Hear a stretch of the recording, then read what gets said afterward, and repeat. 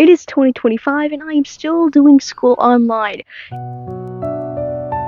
Hi, I'm GradKidLi and I'm a 17-year-old finishing master's degree, applying to PhD programs, and I'm also deeply interested in conservation education, nature as a whole. I have been back to school for 1 year in 8th grade, 2 years after COVID. You know what happened started. And right after 8th grade, I went into high school online, finished in 6 months, a year to finish my undergraduate degree, and now I am finishing my master's, and will finish this summer. But I want to address being an online student 5 years after everyone was an online student. So, what are the pros these days? First of all, I am here surrounded by nature and it's amazing. I love getting to go outside whenever I want pretty much and having the flexibility to do that. I have 5 newly hatched, I say newly hatched, but they're now over a month old, ducklings, and they're awesome and I love spending time with them and seeing them grow. We also have a ton of dogs, whether we wanted to or not, on the property now, and it is spectacular to be able to play with them and watch them. And yeah, I could not complain. We have a lot of animals that I get to interact with almost whenever I want, without spending, a good few hours every day in a classroom listening and watching and, being around other people maybe when I don't want to be. So there's that. Another pro has been flexibility as a whole. I have a nonprofit called KIT that's in development. We work to help teenagers and young adults get into conservation as a career. And I've had the freedom to be able to talk to volunteers and talk to people in the conservation space and work on program curriculum and do all the founder and executive director work that I do to keep it going. So I am very lucky to have the flexibility in order to do that. Not just being an online student, but generally not having to work yet. And I see myself as very privileged for that.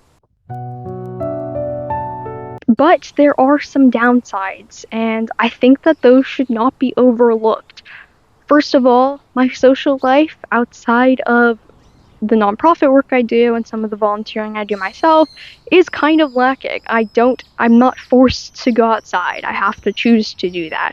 And that is not easy a majority of the time, especially when I can instead take a walk and go do whatever I want and hang out with pets, like the pros I mentioned.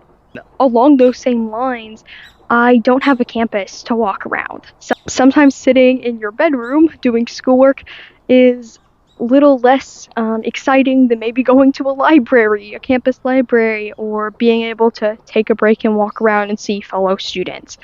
That's definitely something I miss. And, I can't get those aesthetic shots for you that you want to see. I think finally, once again, relating to being out and on campus and around people, I don't get the same networking and generally organizational or club related activities that you might get in school. Even as grad students, there's chances to meet new people, whether they be fellow students, faculty, etc. I don't get those opportunities, not in the same way that in-person students do.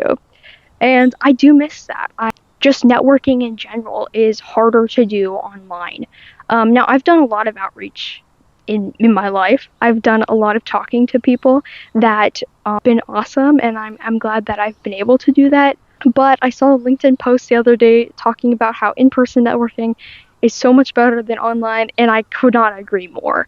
Networking in person can be scarier, but it does spark connection that allows for some awkward silence and some chance to have casual conversation instead of saying, hey, do you have 15 minutes? Let's get on a meeting and talk about everything, personal related to me and what I want and try to make it about you.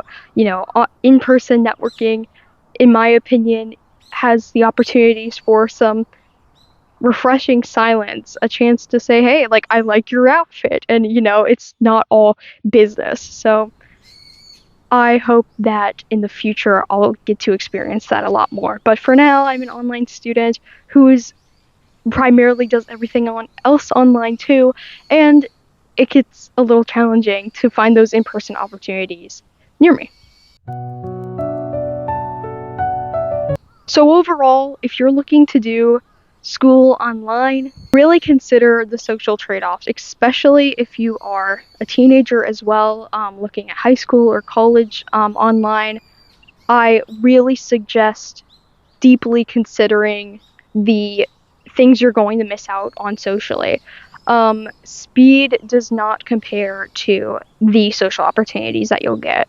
I don't think I regret my decision, but I do very much recognize how much I've missed out on friendships and enjoyment going out and doing stuff and being places. So don't take that for granted. If you have the opportunity, definitely weigh the pros and cons and know that having a social life is extremely important. Even if you're socially anxious or worried, it's nothing compares to that. So I'm very lucky to be around animals and nature, but I'm excited and look forward to having a future in the real world, if you will. This is my first long form video. If you enjoyed it, please leave a comment. Let me know how, if you're an online student, how life is for you. Maybe some tips on how you stay social and, get off your computer. And yeah, just subscribe if you will. I know that's so cliche at this point. It's so oversaid. I don't even want to say it, but I'm saying it now. Subscribe.